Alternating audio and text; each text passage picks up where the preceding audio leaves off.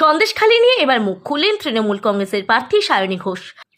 Lok Sabha vote যত এগিয়ে আসছে, রোদ ঝড় বৃষ্টি উপেক্ষা করে প্রার্থীদের প্রচারে খামতি রাখতে চাচ্ছে না কোনো দলের প্রার্থীরা।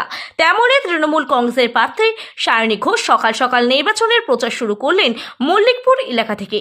সাংবাদিকদের মুখোমুখি হয়ে সন্দেশখালি নিয়ে এবার মুখ খুললেন তিনি। আগে থেকে তৃণমূল কংগ্রেস বলেছিল ষড়যন্ত্র, তার প্রমাণ সাধারণ মানুষ পাচ্ছে। বিজেপির নেতারা পরিকল্পিতভাবে সন্দেশখালিতে নন্দীগ্রাম সিঙ্গুর বানাতে চেয়েছিল, সেটা পরিস্থিতির উত্তপ্ত দেখানো হয়েছিল। ততটাই কিন্তু সন্দেশখালির বুকে হয়নি। সমস্ত কিন্তু চক্রান্ত শুভেন্দু অধিকারীর মানুষ বুঝে গিয়েছে।